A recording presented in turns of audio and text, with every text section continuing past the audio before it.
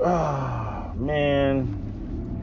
So Green Gorilla and Dr. T. Hasan Johnson did an excellent live of, I don't even know what it was. It was one of those shows from the 1980s, which is, I mean, this is early in terms of when black women really got the platform on all these talk shows in the 90s that I vividly remember, of like, where are all the good black men, and all sorts of bashing, and just complaints about brothers. I vividly recall those shows, and I forget the name of the brother that Dr. T. Hasan Johnson was, or the main brother that was talking, that was basically the manosphere before the manosphere. And I know I've seen that clip before.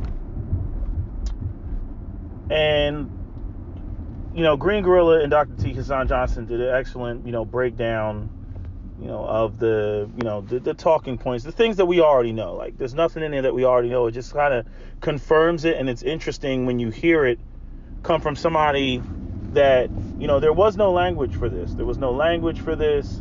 This was the beginning. There was no social media.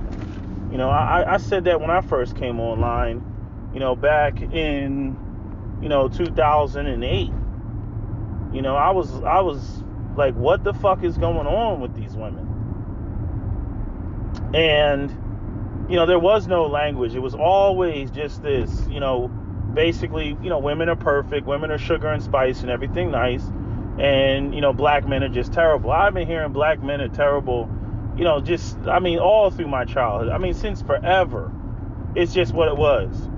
We're deadbeat dads, we're in jail, we sell drugs, we're abusive, right?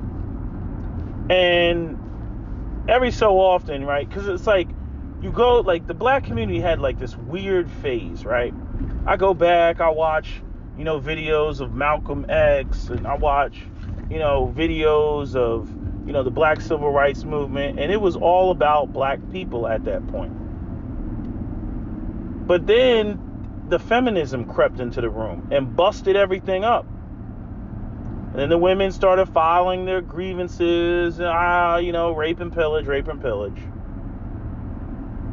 And I'm not going to say that, things didn't go down, as was acknowledged on the show. Men can have their, misogyny and mistreat women and things like that. But these women make it seem like, it's a pathology. It's a forever consistent pattern of behavior. And I'm going to get into that in a second, in one moment. But, you had the Alice Walkers, the Margot Jeffersons, the Bell Hooks, right? And then you got the color purple comes out, right? So I guess, women felt that they didn't have a voice, and now that they have a voice, and, they're being backed by white dollars and white platforms. Again, I didn't even know what the language was, and I had already felt that way when I first came online, back in 2008. I was like, anytime a black woman wants to spew her opinion, especially if it's negative about black men, it's like mainstream media is like, oh, give her the microphone. Oh, she wants a book deal? Oh, she wants to make a movie talking about how terrible black men are? Throw millions of dollars at her. You say anything negative about black women. And I'm saying this is when I first came online, and prior to that, there was a whole bunch of brothers that I had to fight with. Dr. Boyce Watkins was one of them. When he was up there, when T.I. was at the I forget what it was, the hip hop summit. I don't know what hip hop summit it was, but it was right around maybe 2009, 2010. It was a hip hop summit. And T.I. and Nelly were talking about how it was the woman's idea to slide the credit card through her ass for the tip drill bill. And man, Dr. Boyce Watkins came out with the capes. Even what's his Eric Michael Dyson. You know what I'm saying? Michael Eric Dyson. He came out with the capes. You don't have to call these women bitches and hoes. It was just a thing that, black women have to be protected, and then everybody loves to quote Malcolm X from the black woman is the most unprotected woman in the world, but yet Everybody was coming through, knocking you over with the cape to protect black women. You couldn't criticize them. You try to say anything, it was always Big Mama's house. She carried you on the back through slavery, Harriet Tubman, Sojourner Truth, Fannie Lou Hamer. You couldn't say shit. It was like there was something wrong with you. Like, how dare you? It's like the way that I'm very much anti-religion, and you talking about God. Like, that's where the black woman's place was. It was like talking about God. Like, now you got a lot more black people that are like, man, I don't believe in this magical bullshit. But I'm saying, recognize what it was in 2008 when I came online, being anti-religious. It was the same thing. Speaking against black women was like being anti-religious and being black. It just simply wasn't done. It wasn't done. But just looking back, taking a step back from it all and putting everything in the proper context. It's like, I'm listening to this debate about the color purple and how fucked up it was, and how much it made black men look bad. And I don't have a problem with it being pointed out that hey, this is a story that's being told. But the issue is that there was no balance. You know what I'm saying? It's just like the way that white women can get away with porn and bukkake and 5 guys ejaculating on their face, and yet somehow they're still, pristine, pure white women, because there's all sorts of other media outlets to offset the white woman's slutty ass depiction, right? I mean, the white woman is like not only the first to essentially engage in pornography, but the most prevalent all around the world. Right? And then you have all the other groups that, try to jump up and emulate it outside the Muslim world, I'd say. But notice how the white woman seems to be able to go through pornography, do like, what's her name, Lana Rhoades, talk about, drinking a bowl full of vomit and semen, and yet the white woman's image is it's just like unscathed. Like, it's not even a kink in her armor. Not even a kink, right? Because there's other avenues that offset that negative depiction. And for black men in 1985, there weren't enough positive images of black men to offset the color purple, and Danny Glover up there talking about, you're black, you're ugly. You know what I mean? Like there wasn't enough to offset that shit. So that shit got scarlet lettered, freaking silk screened onto all of our t-shirts. You know what I mean? You're just walking around with Danny Glover's face on your shirt. It's fucked up. But the women, they fed into that shit, they bought into that. And I'm gonna tell you what's so funny about the color purple, right? So it's like, you got the black men working, right? The rise of the black middle class after World War II, right? People, living in Detroit, buying homes, right? The Temptations talking about, the children are playing, the bosses are paying, right? In that song, what is it? Something Lost My Baby. I forget exactly what the name of the song is, but some of y'all gonna tell me and write it in the comment section anyway. You know what I'm saying? These were happy times. Now, they'll have black women say they weren't happy times. Black women were miserable. Black men were running around slapping black women all over the place. And this is so funny, like how today, like, there's these arguments that somehow we're trying to get back to that. Now, I know there's a divide, right? The hypergamous women are like, we need to get back to that, right? The feminists are like, that was the most oppressive time for black women ever, right? And it's like, you don't know, like, if you were born, within in the last, 30 to 40 years, like, you don't know whether that's true or not. You don't know. You know what I mean? You're like, well, I don't know what was going on in the 50s or the 60s. I don't know. You'd have to ask your grandparents or your great grandparents, like, how was shit really going down? Because, today's modern feminists will have you thinking, you know what I mean, that black man walked in the front door and kicked his wife in the chest across the room and said, "This is Sparta." But this is what I find interesting, because it's like, okay, Color Purple comes out, and, you know, it's evil black men. Black men are evil, right? And so that helped tear down, you know, the idea of a positive black male image, right? Cosby comes through, you know, with the Cosby Show, tries to, you know, build black up, the black male image, you know, father knows best, head of household, right? Even throws in, you know, an educated wife, you know, who's a lawyer for good measure, right? Throws her in there to dive into modern times, that women are in the workforce too, right? Satisfy everybody. But, you know, Bill Cosby, he's a doctor. Idea, he makes more money than his wife. And so, you know, it's still a patriarchal household. Father knows best, right? Father protects his children, guides his children, right? That's what the whole Cosby Show was all about, right? But in the middle of that, then you have hip hop culture, right? Which literally thrust, right, black men, you know, the street culture into the mainstream. Like I said, every other community, the underground is underground.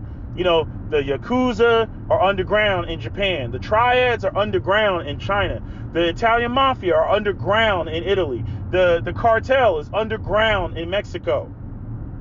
But, you know, in the black community, we take street culture and it's plastered all over mainstream media. Or I shouldn't say we take street culture, because we don't control the media. We don't control what gets put out there. So it's like, here comes the system of white supremacy. Oh, let's take the black feminists. We're gonna give them a platform, put them in the mainstream. Oh, and then we're gonna take the worst element in the black community of black males, the criminal element, right? Or some people would argue the survivalist element. However, the drug dealing element, you know, not stable nuclear black versions of Leave It to Beaver. No.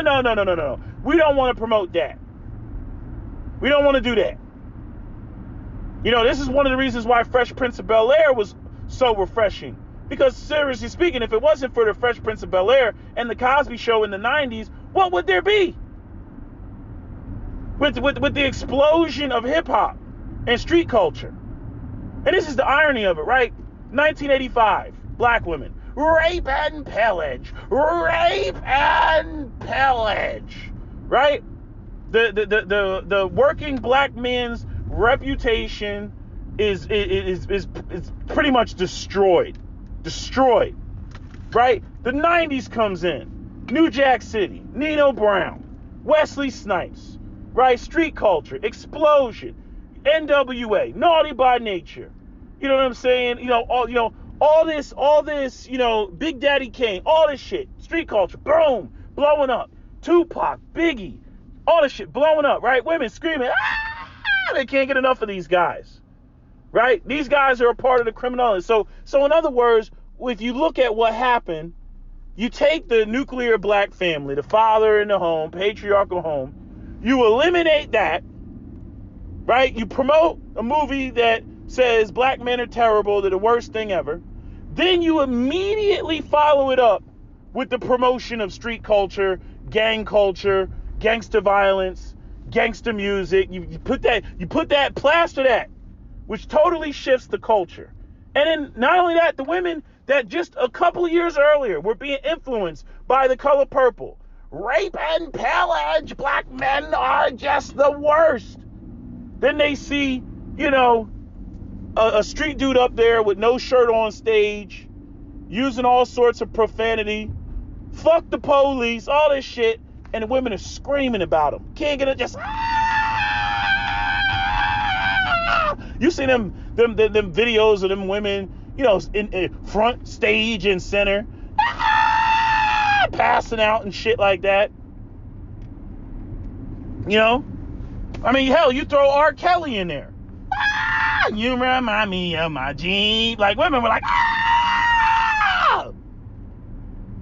I mean, I want you to think about just at that moment how far away we went from patriarchal nuclear family. Hell, you could go back to the damn, the Jeffersons or some shit like that. How far away we go from that? Or what is it? Yeah, not the Jeffersons. Yeah, not the Jeffersons. What's the other show? The Jeffersons in Good Times. You know what I mean? I mean, it's just some semblance of a family to now it's just basically bachelor, young black men, street dudes, throw in a couple athletes here and there, like Deion Sanders, like I got money, I got bitches, I'm playing football. Hey, you can put me in the same category. No idea of seriousness, semblance of a family, settling down. Even though I know, some of these guys got married, but that wasn't their persona, when they were, promoting the music or, in the spotlight, like half these guys, like even like, I don't even think people really remember Deion Sanders' wedding. Maybe they did, maybe they didn't, but it wasn't as much on the front street as, again, the rest of street culture. I remember, Tupac spitting in the reporter's face more than I remember Deion Sanders getting married, or Ice Cube getting married for that matter. I don't remember that, but I do remember Tupac spitting at the reporters. You see what I'm saying? And then it's just like, and again, then you get the, I guess the second wave individuals like myself. We come on, we file our complaints, file our grievance. There was no platform. That's why, I came online. That's why I came to the internet, filing a complaint.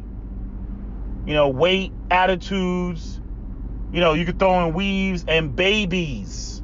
I was like, God damn, I can't throw a rock without hitting a single mother, man. What the fuck is going on?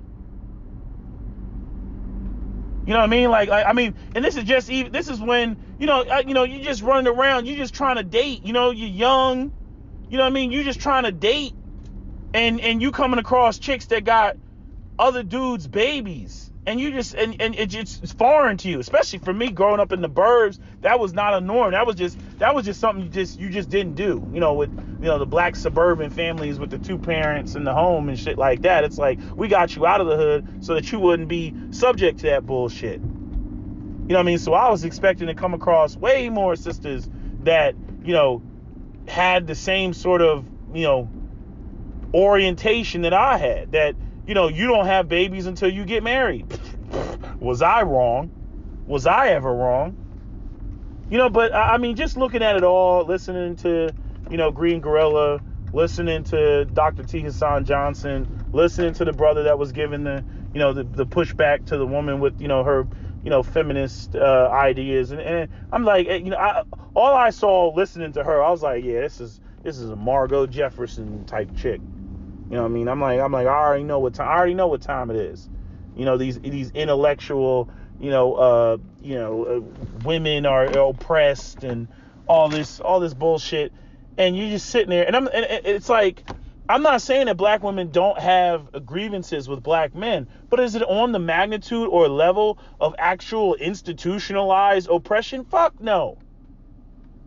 You know what I mean? Again, I remember when Karazin made that video talking about light-skinned women get lighter sentences than dark-skinned women, and somehow it was black men's fault. I'm like, you just got finished saying niggas in jail. Now all of a sudden we're the ones that are giving you all. How are we giving you all sentences when we're the ones that are subject to the prison industrial complex? We're not the judges. You know what I mean? She was so caught up with the colorism that she tried to assign some shit to black men that is a complete contradiction of the whole aspect of, oh, y'all in jail. Or the same thing with the hiring practices. Our light-skinned women get hired more. What do we have to do with light-skinned women getting hired more? You just got finished saying niggas don't even have jobs. Now you're going to put us in the position of owning some business in order to determine who gets hired or not based on skin color. I mean, we were getting charged with shit that didn't even make sense. If you want to say some dude was colorist because he picked this woman over that woman, yeah, okay, fine. I can't argue with that. But if you want to sit there and you want to talk about institutional shit, I'm like, we got to be in an institutional position in order to facilitate institutional oppression. But I mean, I'm just looking at the whole shit, and I'm looking at like even where women are now. The freaking, the Parises, the pink mahoganies, and who's another chick, what's her name, Lexus Exodus. These sorts of women. Just the evil black men and da da da. And I'm just like, it just looks like a repeat of the past. And then when you throw in like just like where black men have been, like it's like, I mean, I just feel like black women have been duped. Shahrazad Ali kind of touched on it, where it's like you go with the black men are oppressors, right? And then I'm like, okay, after you done told us how oppressive we are, like I'm trying to still figure out why you want a black man and why you're bitching about where some black man is going and if he's interracially dating. Like I'm trying to figure that out.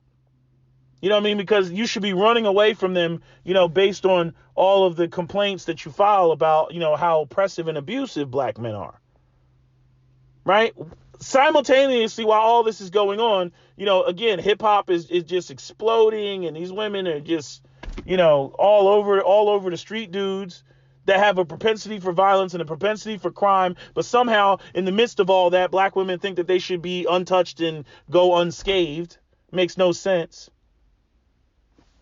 But I'm saying, getting, down to, modern times, now it's like, these women, like, it's like the way I look at it, and don't get me wrong, the way that other races of women were promoted, the expansion of the light skin universe. I did the video on that, with the way, the way that, Chile was being introduced, coming in with darker skinned women that had less strong West African features, had looser texture hair, I mean, like, so like, while like you had all this black woman man hating like going on, and then you had all this black woman street thug lusting going on. Then you had this disproportionate, lightening of the women, the exoticals, the inclusion of women that, then we started using terms like, at least she's a woman of color. I remember that phase.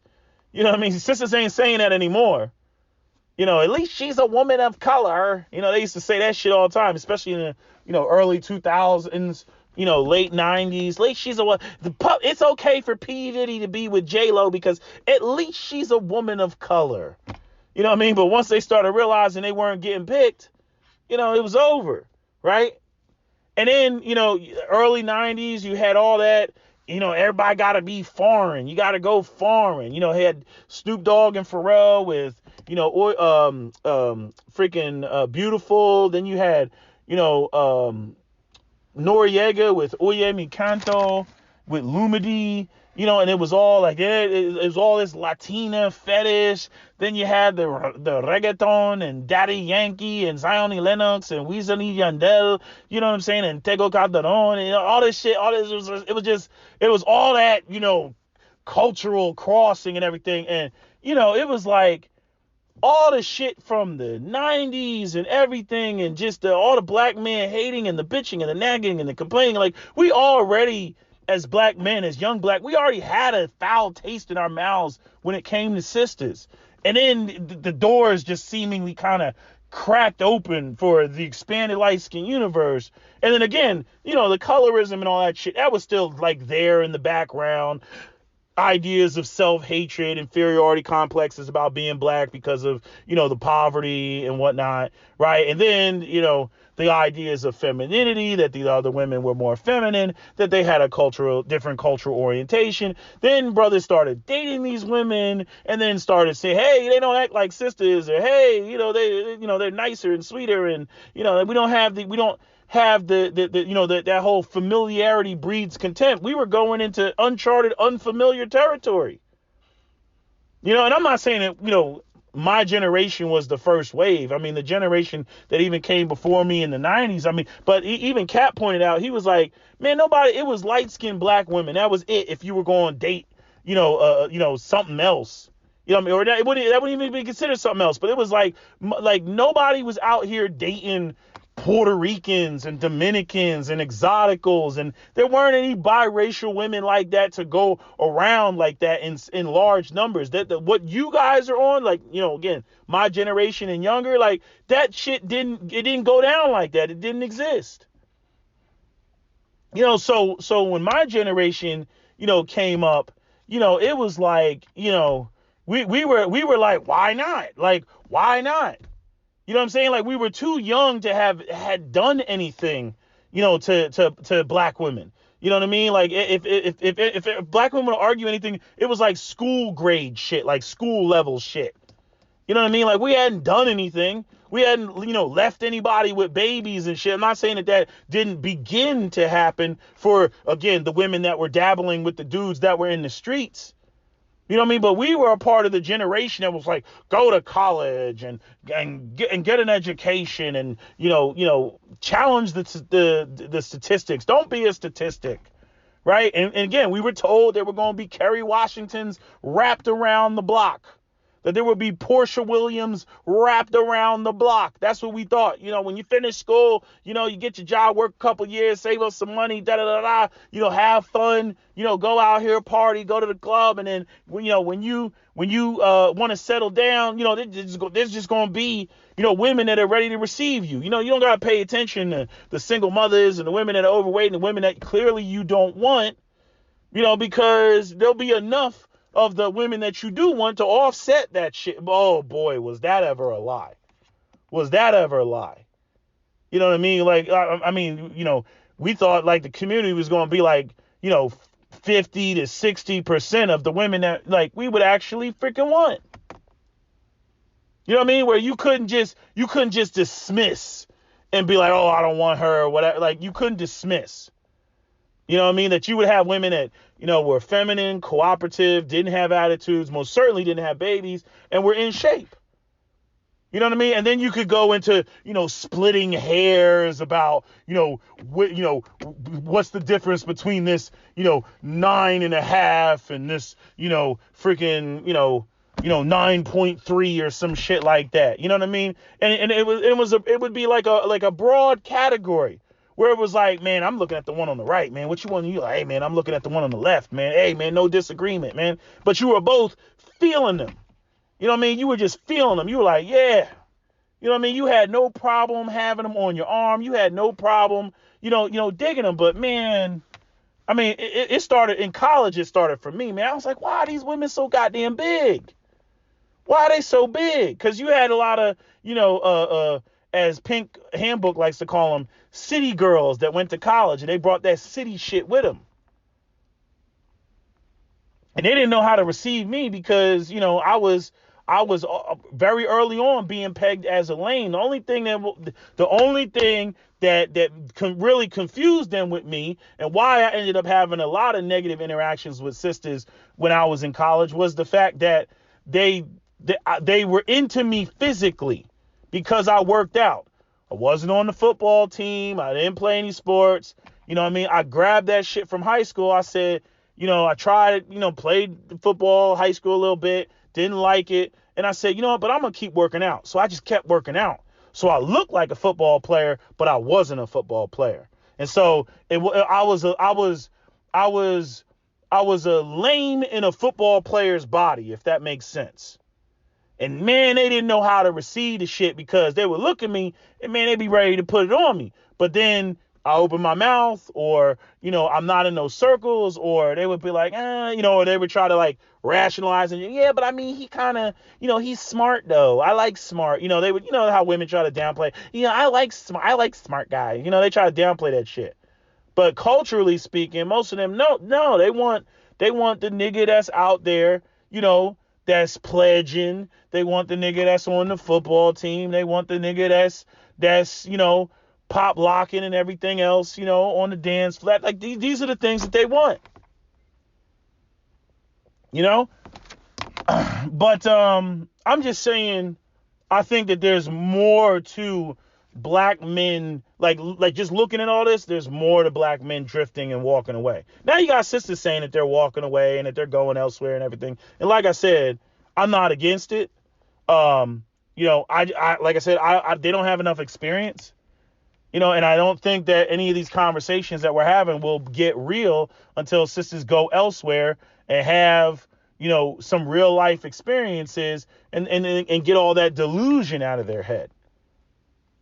You see, because, yeah, there's some young brothers that got some delusions, but once you've been around the block and you messed around, you hopped the fence here and there, you know what I'm saying? You don't have any delusions about what it means to go over the fence. There's a lot of sisters, I listen to these swirl videos, they got a lot of delusions about this shit.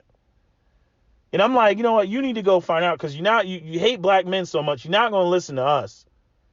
You know what I mean? You're going to be like, y'all did it, so we gonna do it. Yeah, y'all just trying to stop us. You know what I mean? So you're gonna have all those arguments. So I'm like, please go. Like, just please go. But again, a lot of it is just in backlash and counter to, the criticisms that we've made, and the counter to, a lot of us are on some, SYSBM. So there's a lot of dudes that have just checked out. They may plop their head in from time to time, leave a comment from time to time, but they are gone. They're like, yo, I don't deal with them, But like, I used to always try to articulate to Cap, like, where some of this shit, came from. I'm saying colorism withstanding, all that withstanding, but the whole, like, the attitudes and the behavior, like, he won't disagree with me on that. You know what I mean? And I'm not going to sit up in here and be like, it's all attitudes and it's nothing else. You know what I mean? Because I do think that the way that black women have been depicted, just the way that street dudes were ushered in the early 90s, I think that, all the exoticals and everything else, and what you see in rap videos, all that, changed, or I should say, widened black men's palates significantly. And so a lot of times, like before, where black women's beauty would be examined in a vacuum, now black women's beauty is constantly compared and contrasted to other women and whatnot. Oh, why don't you have long hair like her? That type of shit. Oh, well, I could find a fat ass over here. You know what I mean? Like, they start breaking black women down into their parts and components and shit. But I hate when it's said, like, black men, they're just all self-hating and they're colorist, and that is the end of it, and that's why they drifted away and abandoned the black woman, and da-da-da. And then black women go into some, the 300-year-old black woman who's been abandoned since slavery. And I'm like, nah, this shit was gradual, and with each generation, because that generation only really has the context of their generation. Besides, like, the scholars and stuff like that. The thing that's very unique about our generation, or, I say mine, the one, slightly past me and the one slightly behind me, is we have information at our fingertips. I don't have to go into the library and look up some shit on the Dewey Decimal System and whatnot. And as one of the brothers said in the comment section, I don't have to pull up some shit on microfiche. You know what I mean? Some of y'all don't even know what microfiche is, or microfilm and whatnot. You don't have to do that shit. Like, now I'm like, I never listened to this Malcolm X speech. Go on YouTube, boop, boop, boop, boop, boop. Malcolm X, bam, a whole bunch of Malcolm X videos come up. And I can sit there and I can binge watch all of those videos, everything that the man has to say. I can binge watch shows from the 90s of Ricky Lake or something like that, and what this discussion was, or even cite them and throw them up. I'm not saying that it totally defeats, scholarly work and actually sitting down and reading some of the stuff that, again, these people were writing this stuff before, there was, videos and television and stuff like that. So there might be some stuff in there, but some of it might be outdated. I'm just pointing out that, we have significantly more information than the generations that came before us. You know what I mean? And you can, hell, not only that, you can talk to brothers across the globe in real time. Like, that's still, the power of the internet is just, it's phenomenal. Now the question is what do we do with that power? It's like what Thugtician said, that we what did he say? He said we overestimated its potential and we underestimated its limitations. speaking on the internet in terms of, what it could be used for, for specifically black male empowerment. We overestimated its potential and we underestimated its limitations. And the limitations fall in the zone of where we just, kind of get in this, this intellectual masturbation of just, going back and forth and, discussing topics ad nauseum. So, I've been accused of that. Other people have been, what are you black men doing? What are you doing? Right? So, these sorts of things come up. Having these discussions alone is not going to do anything. But to be honest, I got to agree with Dr. T. Hasan Johnson in his commentary, because I'm saying to myself, I'm like, if this is their orientation, and it goes to what I said about wrong orientation, like it's a belief system. You know what I mean? As anti-religion as I am, I know I'm not going to just walk up to a Christian, have a conversation with them, a word, and they're going to walk away from their faith. That's not going to happen. That's some shit that takes some serious time. You know what I mean? But for the most part, most people are not going to walk away from the appeal of religion, which sells hope, comfort, and inspiration. And when it comes to women, and they have feminist ideas, and they believe all this nonsense about how the black family is supposed to be structured, or they want to push the envelope back so far that the damn the paper shreds or whatever. I'm like what do you do with that? I don't think that anything can be done with that. The period of time for somebody to develop a growth, it's too short. Like, people are looking to get married, settle down, have kids. That's like a 15-year window. If you can't sort it out within that 15-year window, 15, I'm being generous, but seriously, it's more like 10. You know what I mean? If you can't sort it out in that 10 years, you know what I mean? Like the person's not going to sit around and wait for you forever. Like, they're going to move on and go and pick something else. And then the really fucked up part is the fact that like we don't, like, even the appeal of a community. It's like you partner up with a black person. It's like you're already in a vacuum, because there is no community to speak of. You know what I mean? When my parents got married, there was still the residuals of a community to speak of. They still had networks.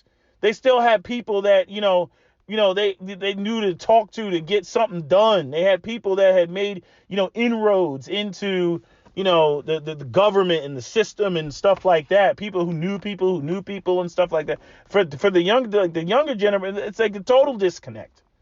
It's a total disconnect. And then you got many of these politicians that are completely and totally self-serving.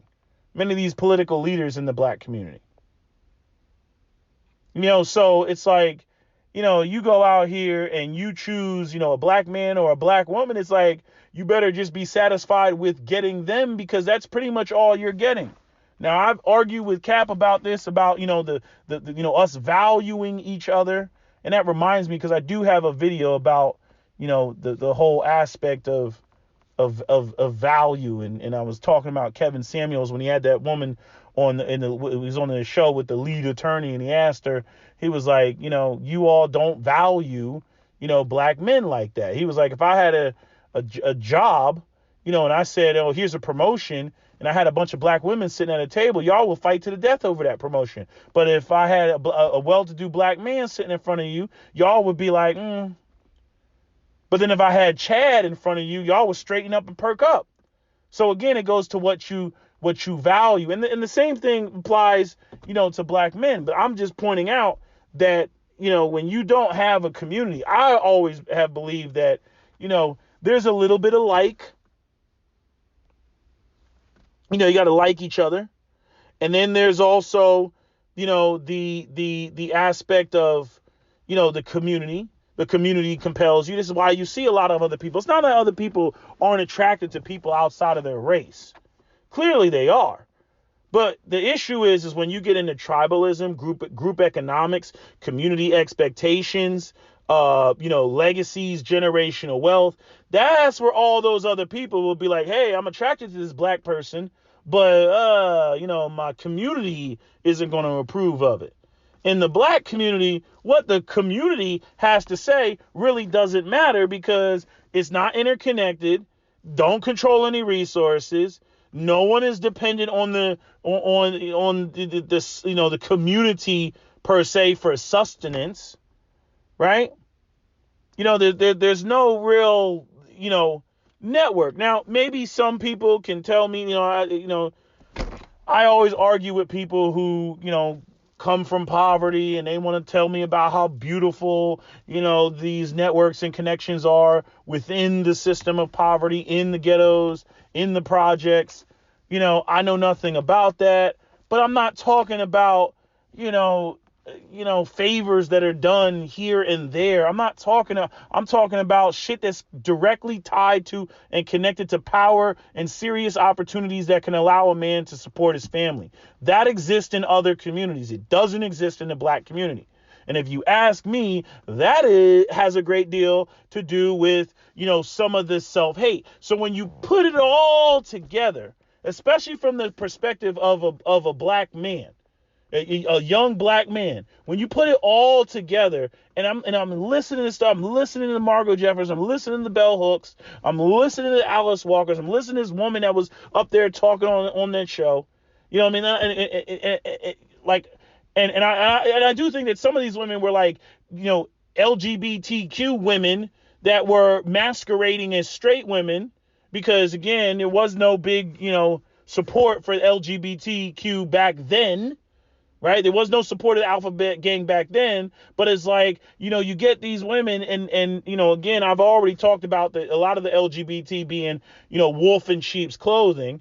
They want patriarchy smashed because just like the feminists, they cannot be valued or they can't operate the way that they want to with the patriarchy, lingering in the background. Because straight men are always going to continue to make gay jokes.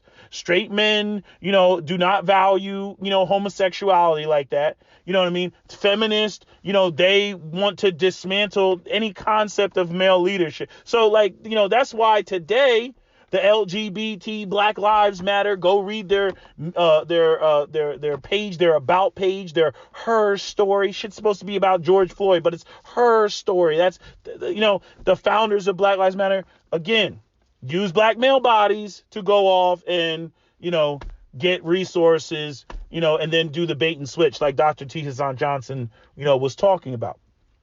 Right. But again, I've been called out the forming of Voltron between the LGBT community and the feminists.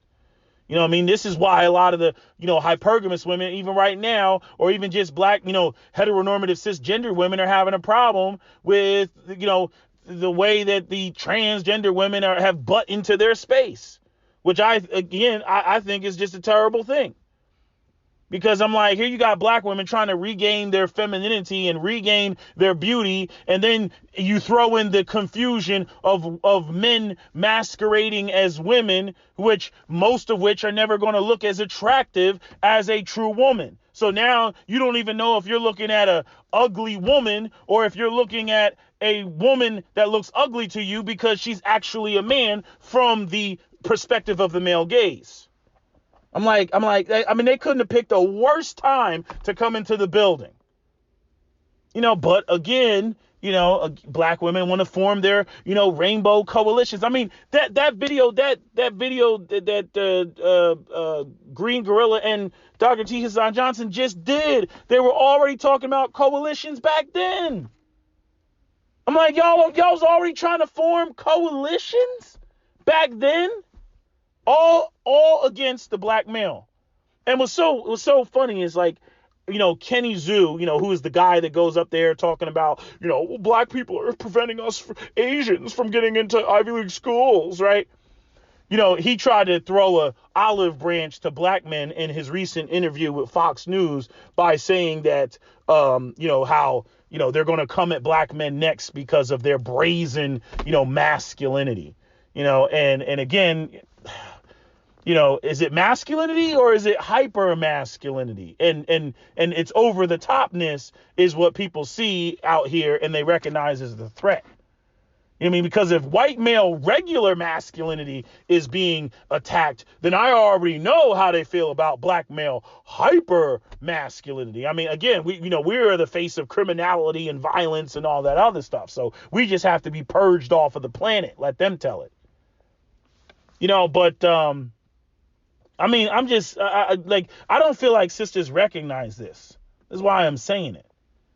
You know what I mean? They have it in their minds. Like black men just woke up one day, was like, I want a white woman. And then that was the end of it. And just self-hate. And that's all there is to it.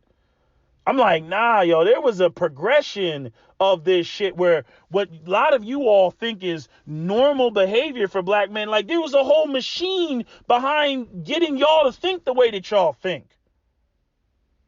You know what I mean? And nobody ever stopped to ask us, how we felt about that shit, what we thought about it. Nobody ever stopped and asked us. It was just, silence, guards, MPs guard the colonel. You know what I mean? I mean, it was just a constant silencing of us. How dare you criticize women empowerment, black girl magic? We're going to the moon and back. How dare you? And then again, now we're in this confusing stage that you see unravel on Kevin Samuel's show damn near every night with, we want hypergamous equality. How does that work? How do you have hypergamous equality? How do you date up and simultaneously have a situation of equality? And then, there was a question that was asked during the show about, it's like, these women, they feel entitled to, high value men and, their numbers are so high. Like there's white men that don't even make that type of money. You know what I mean? And the thing is like, I did leave a comment and I said that, no, it's because, you see, when the women have this narrative that, they've been abused, all the way going back all the way to slavery. Right? When they have that in their mind, that they've endured, a legacy of injustices and transgressions against their body and their personhood and their womanhood and whatnot, at this time and juncture, they look at it like we are owed. Black men owe black women reparations. That's what they might as well say, because that is what they think. That's why it doesn't matter what we want in exchange, like, hey, well, if I'm supposed to make this type of money, then I want you to be cooperative, fit, and everything. No, they're like, no, Nick, like that's not a consideration, because to them, you go through the Alice Walker Bell Hooks, and Margot Jefferson. No, we owe them.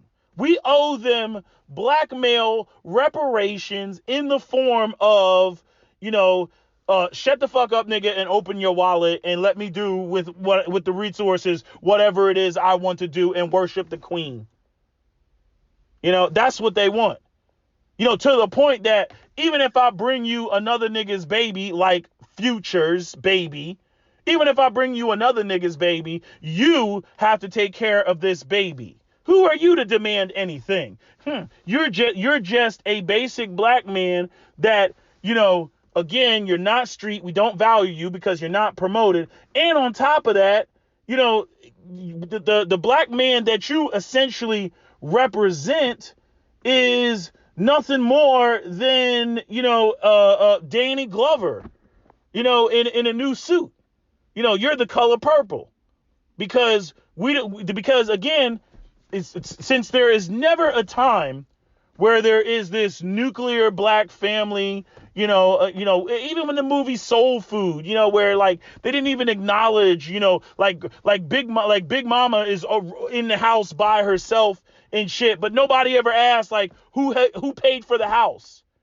You know what I'm saying? Like the black woman, there's always Big Mama in the house, but nobody ever asks, who's in the house. Black men die at much higher rates. We're hypertension, diabetes, prostate cancer. We barely make it past 65. And you'll have a black man, working hard, tussling, and doesn't even make it past 65. and Big Mama lives till she's 85. And nobody ever asks, who got Big Mama the house? How is it Big Mama is able to stay in the house all these years? Nobody ever asked that. Black men they're just disposable.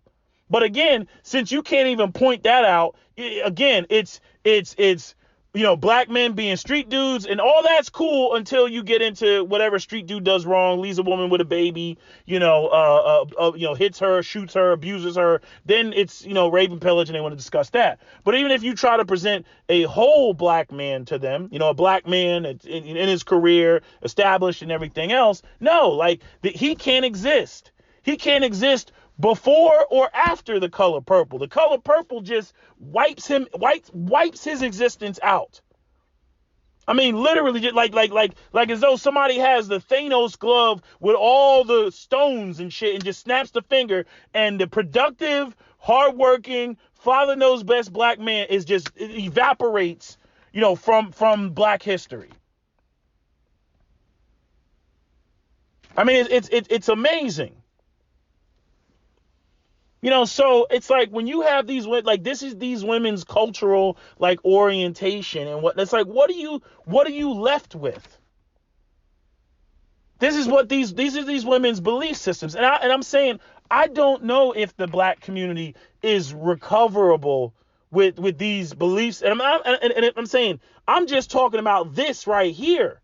There's other bullshit ass belief systems that we got going on, in conjunction with this one. I'm just narrowly talking about what's going on with the women, mentally speaking. We haven't even touched on, the street culture, 30-year run, the black people being overly religious and overly magical, the way that the black people won't get off of the Democratic plantation. They don't even know how to vote as a block and use their vote to leverage what they want. There's a whole bunch of issues that we got going on, right? The lack of economic opportunities in the black community, all this crap.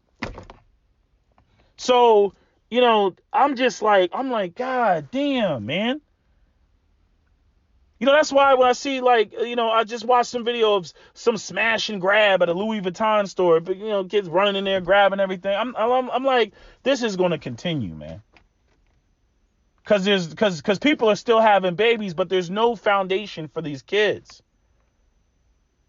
And the people that are producing the most children are, your women in the streets, attracted to dudes in the streets. They, they have no foundation to actually have a loving family like that. The majority of them, which is, again, what we keep seeing with these problematic, children out here. So, I'm like, I don't know where this goes. But in terms of, and again, you got so many black men that are already, they're already SYSBM. They're already gone. They have already mentally checked out. And the women are claiming, we're checking out too. It's like, okay. I think they're going to have problems because there's many things that we've already identified that, they're stupid enough to try to take over the fence. And I know I'm not lying because I've heard of many of these hypergamous women's channels try to point that out. I mean, some just say straight up, you can't save some of these bitches. They cannot be saved. That's how far they're gone. Despite their whole channel being dedicated to try to, save these women. I mean, hell, you got all the black female dating, gurus. They're quitting. You got Ayala quitting.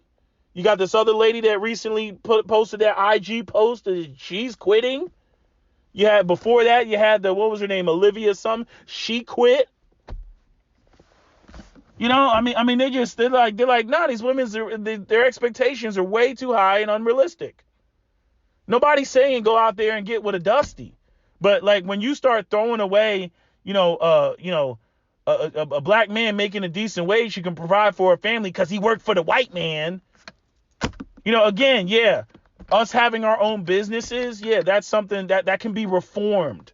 But you don't throw the baby out with the bathwater. But, that's where these women's minds are. Because, again, I'm owed reparations from black men, and I will not tolerate anything less than a man making some ungodly amount of money, because truth be told, this black man that's even in the position to do that is not the black man that I even want nor fantasize about, because again, street culture, 30-year run.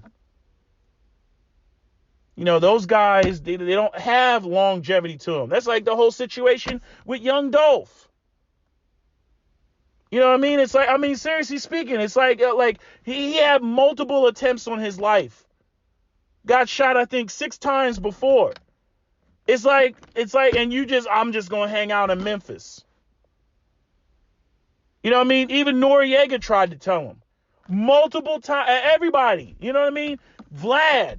FBG Duck, he told FBG Duck too, like, look, hey, man, like, we keep seeing the same thing over and over again.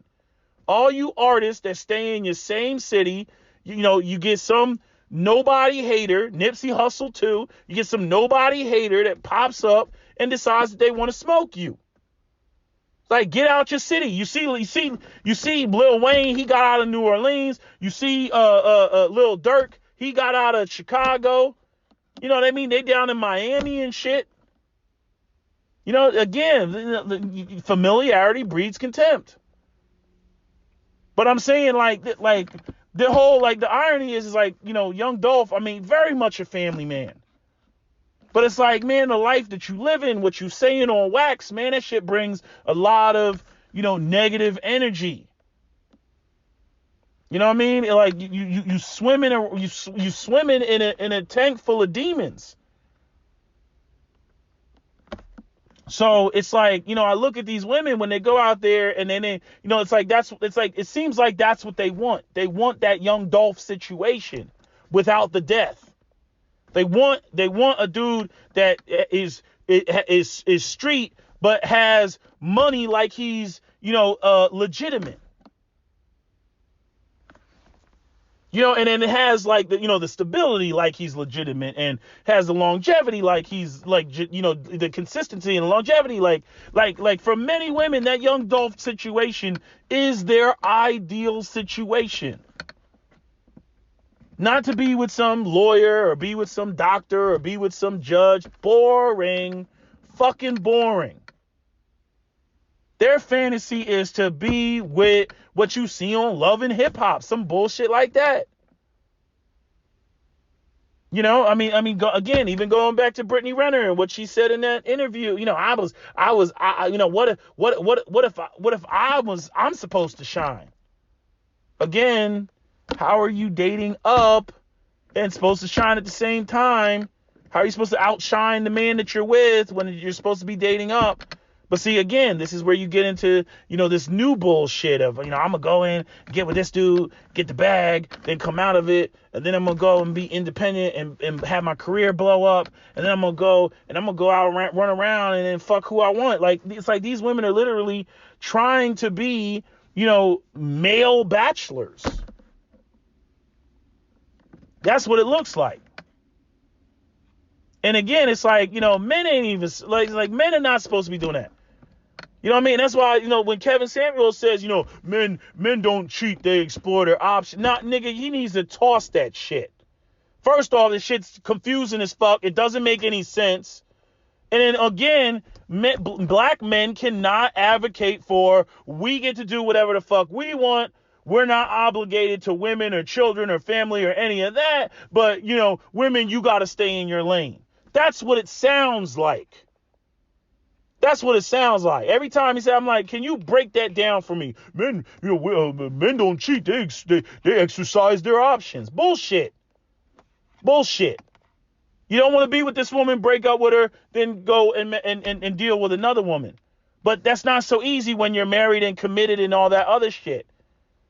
And this is part of the reason why people, again, the vows is supposed to be death do us part. This is part of the reason why people look at marriage like, wow, everybody wants the option to be able to walk away at any given time. And when you're doing that, nobody is going to fully invest in you without that sort of contractual lifetime agreement. That's what a vow is. We're going to stay together no matter what. But you got all these people that got all these ideas that, well, why we got to do that? when I get sick of this nigga, when I get sick of this bitch, I should just be able to walk away. I'm like, yeah, good luck having an intact community and raising kids, underneath that bullshit with that flimsy ass waterbed of a foundation. Yeah, good luck with that shit. But anyway, I'm talking too much. This is all I gotta say. I'm gonna post this very soon. So that's my video. SWP out. Shout out to Green Gorilla and Dr. T. Hasan Johnson, because that was it. I didn't listen to all of it. I was working out at the gym, and I listened to probably about an hour and a half of it. And I was just I liked what I was hearing. I mean, they were laying this shit out. But anyway, that's all I gotta say. That's my video. SWP out.